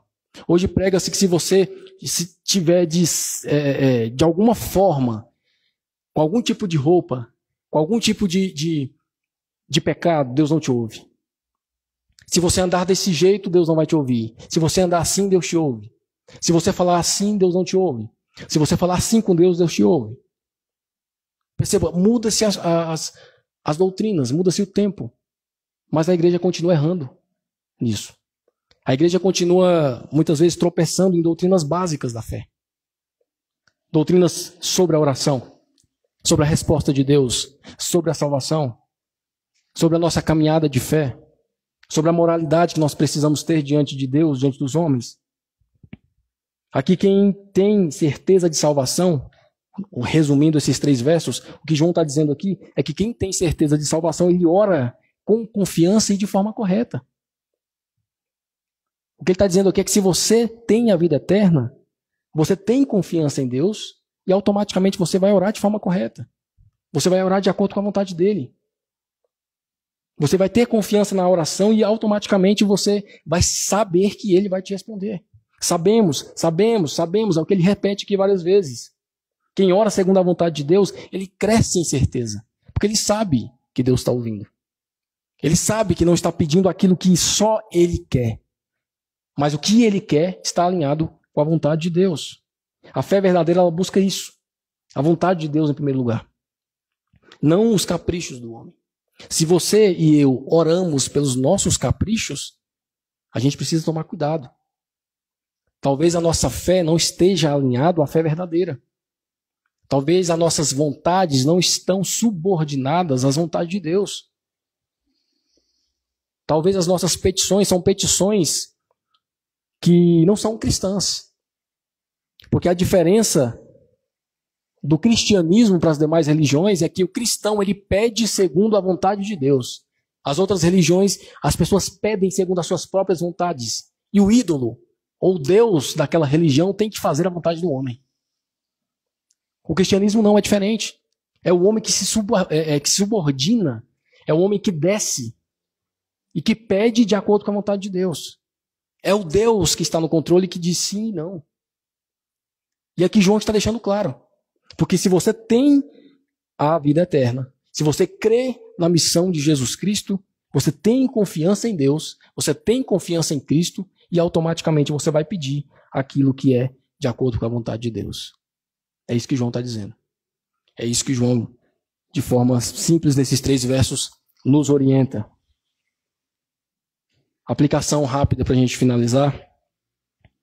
Primeira aplicação. Se você crê em Cristo Jesus, da forma que a palavra do Senhor orienta, o Cristo que veio, que morreu e ressuscitou, se você crê nessa missão dele, que ele veio para nos purificar dos pecados, que ele não veio te dar o que você quer, ele veio te dar a vida eterna. Ele não veio para ser um garçom, ele não veio te dar dinheiro, ele não veio te dar cura. Ele pode te curar, ele pode fazer você prosperar, mas a função, a missão dele não foi essa. A missão de Jesus Cristo foi morrer pelos nossos pecados e comprar um povo para si. Se você crê desta forma, você tem vida eterna. E se você tem vida eterna, você vai orar segundo a vontade de Deus. Você vai ter orações verdadeiras, cristocêntricas, subordinadas à vontade do Senhor. E automaticamente, tendo orações assim, ele ouve. E aqui é interessante que quando ele fala ele ouve, não quer dizer que ele não ouve as outras orações, mas é que ele atende. Deus, ele é onisciente, ele ouve tudo. E ele atende às nossas orações. Então nós precisamos viver com paz. Nós precisamos viver com tranquilidade no coração. Sabendo que se eu creio em Jesus Cristo, que se eu faço Cristo, a missão de Cristo, ser real na minha vida, se eu pratico, né, se eu ando de acordo com os mandamentos dele, se eu amo a Deus obedecendo, eu tenho a vida eterna. E se eu tenho a vida eterna, essa vida eterna, ela tem uma consequência, que ela vai me moldar, ela vai me transformar, ela vai me fazer viver e pedir aquilo que está em acordo com a vontade de Deus. Ela vai me fazer viver e ter súplicas de acordo com o que a própria palavra diz. E tendo essas súplicas, a gente vai ser ouvido, irmãos. Deus nos ouve e Ele responde. Então nós precisamos descansar. Nós precisamos ter essa certeza. A igreja hoje em dia ela prega as incertezas da vida. A igreja hoje em dia ela prega muitas vezes muitos evangelhos diferentes. É até difícil para o cristão saber ou ter certeza do que é certo, do que é errado. Mas nós precisamos entender que a palavra do Senhor é uma só em sua completude. E em toda essa palavra ela vai dizer que o cristão, o crente, ele já passou da morte para a vida. Ele é uma ovelha que ouve a voz do pastor. E o pastor tem essas ovelhas em suas mãos. Ele garante essas ovelhas. Que nós temos a unção do santo. Que nós somos um povo escolhido. Que nós somos um povo redimido. Que nós seremos glorificados no fim dos tempos. Que nós temos a vida eterna em Cristo Jesus. Esta é a mensagem do Evangelho. É uma mensagem de paz. Se você crê em Jesus Cristo, você precisa ter paz no seu coração. Se você crê em Jesus Cristo, você precisa descansar nessa fidelidade da palavra. Ter essa confiança da parte de Deus. Amém? Que Jesus possa abrir o nosso coração, colocar essa certeza cada vez mais. Que no meio de tantas doutrinas que são pregadas hoje, de tantas igrejas que têm voz grande pelo mundo, que elas possam pregar a verdade, que nós possamos ficar atentos às mentiras sutis que são pregadas, que nós possamos não levar em consideração uma multidão de pessoas, não levar em consideração o tamanho de igrejas, mas levar em consideração se a palavra do Senhor está sendo pregada de forma fiel. Porque é isso que tem feito um verdadeiro ou um falso cristão. É isso que está fazendo com que as igrejas encham ou se esvaziem. É isso que faz com que a pessoa seja salva ou não. Se você crê no verdadeiro Deus, no verdadeiro Cristo, na verdadeira doutrina ou não. Amém? Que Deus possa nos abençoar. Gostaria de chamar o grupo de louvor. E logo em sequência a gente vai fazer a ministração da ceia. Boa noite, irmãos, graça e paz.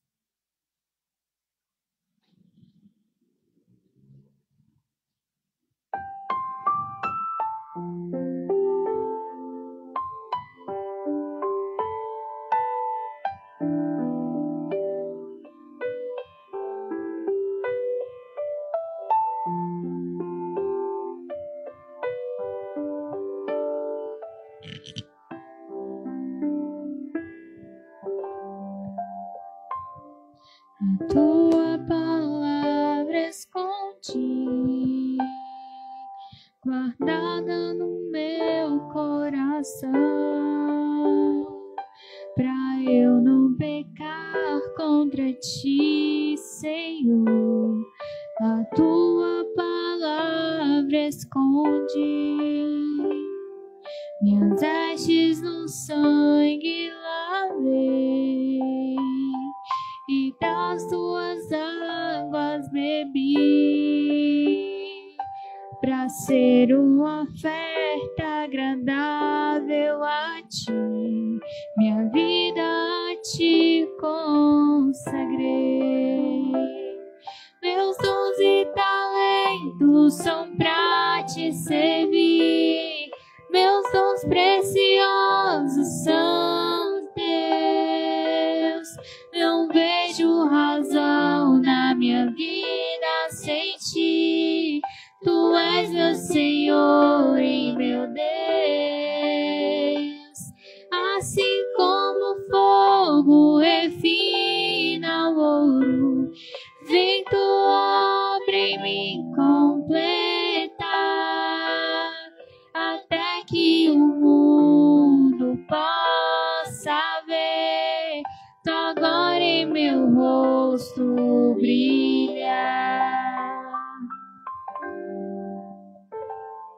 a tua palavra escondi, guardada no meu coração, pra eu não pecar contra ti, Senhor. A tua palavra escondi, minhas vestes no sangue lavei, e das tuas águas bebi, pra ser uma oferta agradável a ti, minha vida a ti consagrei. Meus dons e talentos são pra te servir, meus dons preciosos são seus. Não vejo razão na minha vida sem ti. Tu és meu Senhor e meu Deus. Assim como o fogo refina o ouro, vem tua obra em mim completar,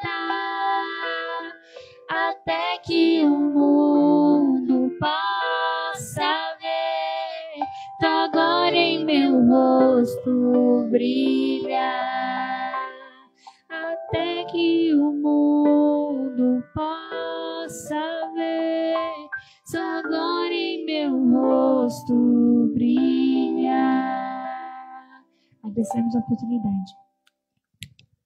Amém, irmãos. Vamos ficar em pé, vamos nos preparar para esse momento tão especial, tão singelo, que é a ceia do Senhor. Nós sabemos que é uma das ordenanças que o próprio Cristo nos deixou como sinal de morte, como sinal de ressurreição, até que Ele venha. Fazendo isso, nós sabemos que nós estamos mostrando de forma prática, de forma exterior, que nós cremos na missão de Cristo. A ceia do Senhor nada mais é do que a proclamação da missão dele. Ele veio ao mundo para isso, para morrer. Ele veio ao mundo para ressuscitar. Ele veio ao mundo para nos salvar. E vai voltar uma outra vez. E esse sinal é um sinal que mostra que nós confiamos plenamente na sua volta. É um sinal que demonstra que eu e você, nós estamos aqui aguardando. Nós não estamos aqui só vivendo, nós estamos aqui obedecendo e aguardando a sua volta. E eu convido, neste momento, o pastor, o nosso irmão Frank, para entregar os itens, enquanto a gente ouve um louvor, para a gente meditar, que a gente possa ouvir, que a gente possa meditar neste momento tão especial e saber que esse sangue representado pelo suco de uva, esse corpo de Cristo representado aqui pelo pão, que ele possa ser um alimento nosso, não somente físico, mas principalmente espiritual. E que isso represente no mundo espiritual que nós cremos na volta de Cristo. Amém? Podem entregar os itens. Cristo já nos preparou um manjar que nos comprou e agora nos convida a cear com celestial maná que de graça Deus dá. Vem faminto tua alma saciar. Vem cear, o mestre chama, vem cear. Mesmo hoje tu te podes saciar. Poucos pães multiplicou, água em vinho transformou. Vem faminto a Jesus, vem cear.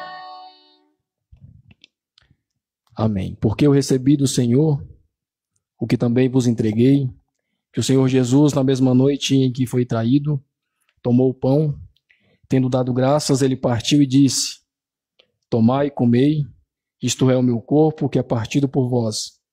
Fazei isto em memória de mim. Depois, da mesma maneira, também ele tomou o cálice, depois de ceiar, dizendo: Este cálice é o novo testamento no meu sangue. Fazei isto todas as vezes que o beberdes, em memória de mim. Porque todas as vezes que comerdes este pão e beberdes este cálice, proclamais a morte do Senhor até que ele venha. Feche seus olhos, irmãos, vamos orar. Senhor Pai Santo, obrigado, Senhor, por mais este momento, por mais essa oportunidade de estarmos reunidos, de estarmos celebrando, Senhor, a Tua ceia. Nós sabemos que somos pessoas indignas, somos pessoas pecadoras, somos pessoas que todos os dias erramos. Mas nós sabemos também que foi por esse tipo de pessoa que Cristo veio ao mundo. Foi por nós, nós que nos arrependemos dos nossos pecados. Nós que outrora vivíamos conforme as nossas vontades, mas que a partir do momento em que Teu Espírito habita no nosso coração, o nosso coração foi transformado. Nós sabemos que temos um Redentor. Sabemos que esse Redentor vive, que morreu, que teve a sua missão completa, que ressuscitou, que está à direita do Pai. E esse mesmo Cristo, esse mesmo Redentor virá nos buscar. Nós sabemos, meu Pai, e temos certeza, e por isso fazemos a proclamação da ceia, porque é uma ordenança, é uma obediência que prova que somos filhos de Deus, que prova que somos Teu povo, que prova que estamos aguardando fielmente as Tuas palavras e aguardando a Tua volta. Nós te pedimos, meu Pai, que esse alimento seja um alimento espiritual, que ele possa, meu Pai, confortar os nossos corações, que possa entrar nas nossas entranhas, que possa transformar o nosso eu, que possa trazer para nós aquilo que nós necessitamos. Que possa, meu Pai, trazer dentro de cada um de nós a certeza da salvação, como foi pregado aqui hoje. Que possa trazer a confiança em orar. Que possa fazer a oração, meu Pai, não somente um mandamento, mas um motivo, uma forma de comunhão contigo. Nós te pedimos, nós te agradecemos por estar sempre cuidando de nós, por estar cuidando das nossas famílias, por nos alimentar fisicamente e por nos fazer ser alimentados de forma espiritual. Nós te agradecemos por esse momento. Que este momento, meu Pai, ele se torne santo em nosso coração. Que nós possamos entender esse momento como sagrado e que nós possamos viver de acordo com aquilo que o Senhor nos pede todos os dias. É o que nós te pedimos, te agradecemos e te louvamos no nome do Senhor Jesus. Amém.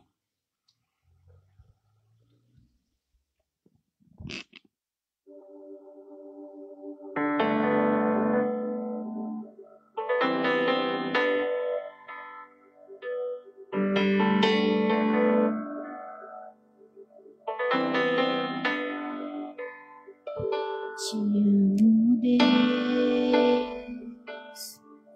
Tua graça nunca falha. Todos os dias eu estou em Tuas mãos. Desde quando me levanto até eu me deitar, eu cantarei da bondade de Deus. És fiel em todo tempo,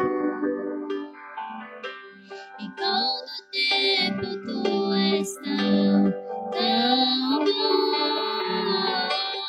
Com todo fôlego que tenho, eu cantarei da bondade de Deus. Tua doce voz que me guia ao fogo da escuridão, Tua presença me conforta. Sei que és meu Pai e que amigo és. Eu vivo na bondade de Deus. És fiel em todo tempo, em todo tempo Tu és tão bom. Com todo fôlego que tenho, eu cantarei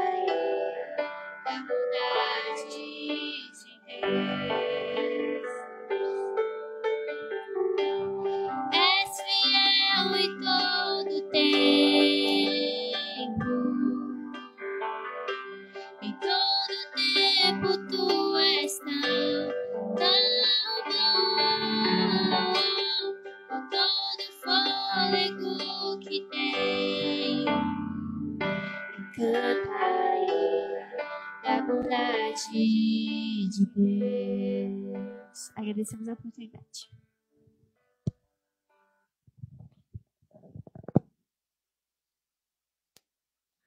Amém, irmãos, podemos sentar. Agradecer a Deus pela vida de cada um dos irmãos que estão presentes aqui, né? Agradecer a Deus pela vida do pastor Marconel, que Deus continue abençoando, guiando, instruindo, na verdade, que possa capacitá-lo a cada dia mais a crescer na graça, no conhecimento, e que possa continuar guiando com fidelidade, né, a palavra de Deus, para que nós possamos ser alimentados a cada vez que Deus colocar no coração dele e ele se propor a trazer a mensagem. Que Deus abençoe também a cada um dos irmãos e irmãs que estão presentes aqui, que participaram conosco da ceia, né, e aos que irão nos ouvir também posteriormente. Queremos agradecer a Deus pela vida de cada um. Irmãos, saímos daqui hoje alimentados espiritualmente, fisicamente, através da ceia do Senhor, através da palavra, né? E o texto dessa noite, a pregação dessa noite, ela girou em torno da confiança, né? Da confiança, da fidelidade de Deus. Confiar na fidelidade de Deus. Parece algo até assim que não era preciso ser dito, né? Era algo que não precisaria ser dito. Confiar na fidelidade de Deus. Mas, infelizmente, nós sabemos que, como o pastor Marconel trouxe, a grande realidade é que tudo que é pregado tende a colocar a confiança em nós mesmos, ser humano, na sua força, na própria mente, na própria obra das mãos.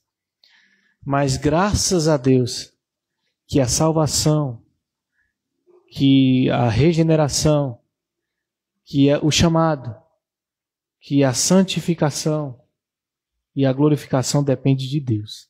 Graças a Deus.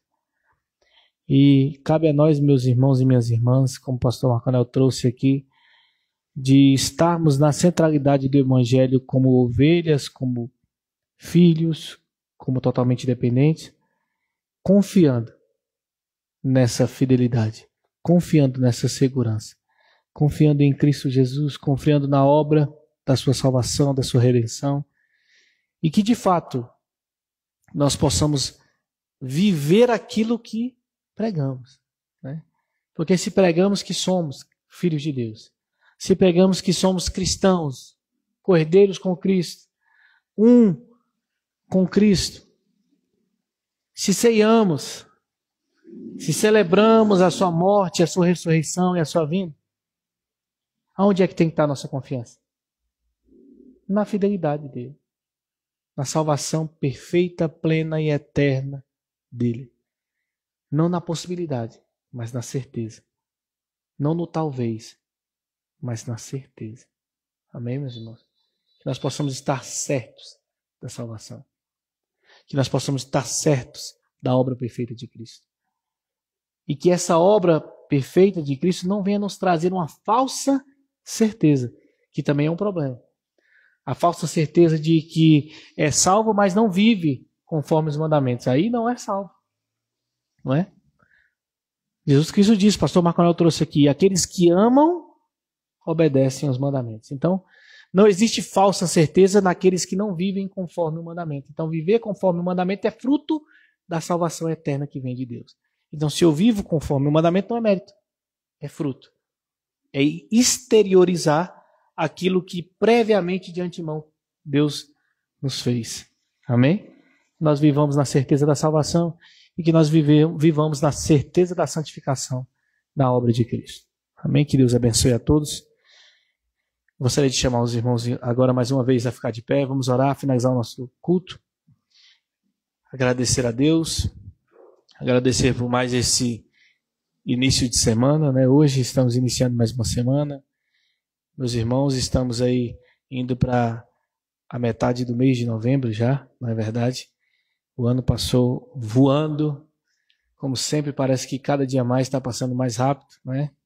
Gostaria de antemão pedir perdão àqueles que aguardaram, àqueles que esperaram o vídeo subido, o culto anterior. Infelizmente, nós tivemos problemas aqui de âmbito estrutural da energia, né? Estivemos sem energia no domingo passado, então por este motivo não estivemos o nosso culto, mas aprove Deus estarmos aqui nessa noite e Deus sabe de todas as coisas, não é? Então que Deus abençoe, feche seus olhos, vamos orar. Pai, só podemos te agradecer por cada palavra, por cada louvor, pela ceia. Te agradecer, Pai, pela oportunidade de estarmos aqui. Pela oportunidade, Pai, de ouvirmos a Tua palavra. Pela oportunidade, Pai, de sermos chamados filhos. Pela oportunidade, Pai, de ouvirmos a Tua voz. Pela oportunidade, Pai, de sermos conhecidos por Ti. Pela oportunidade, Pai, de Te seguir pela Tua vontade. Pela oportunidade, Pai, de sermos agraciados com a vida eterna. Pela oportunidade, Pai, de ninguém nos arrancar das Tuas mãos. Pela oportunidade, Pai, de sermos alcançados pela Tua obra perfeita, pelo Teu plano perfeito, pela morte vicária do Teu Filho, pela ressurreição esplendorosa, pelo sangue que cobre a minha e a vida de cada um dos meus irmãos, pela Sua justificação, Pai. Pai, que tudo isso que falamos aqui agora não venha ser somente palavras jogadas ao vento. Não venha ser somente mero ritual. Não venha ser somente mero formalismo ou até rotina. Que tudo isso, Pai, venha ser de fato entronizado em nossos corações, de maneira pela qual nós creiamos nas palavras e executemos estas palavras na minha e na vida de cada um. Que Teu Espírito Santo venha, Pai, de fato, fazer isso em nós. Sabemos que só Ele pode fazer. Testificar a Tua verdade, a Tua justiça e o Teu juízo. Testifique em nós, Pai, a Tua palavra. Fundamente em nós, Pai, a certeza da salvação, a certeza da garantia da manutenção da salvação e a certeza da glorificação. Que possamos viver a cada dia mais buscando a Tua verdade. Que, Pai, o nosso foco venha a ser o Teu poder, a Tua misericórdia e a Tua salvação eterna. Que este venha a ser o nosso alvo. Que nós possamos estar olhando para Ele diuturnamente. Que as nossas vidas, Pai, venham a ser palco da Tua glória. E que o nosso dia a dia venha a ser reflexo da Tua salvação. Por isso eu te peço e te agradeço. No nome do Teu Filho amado Jesus. Amém e amém. Está finalizado, irmãos. No nome de Jesus.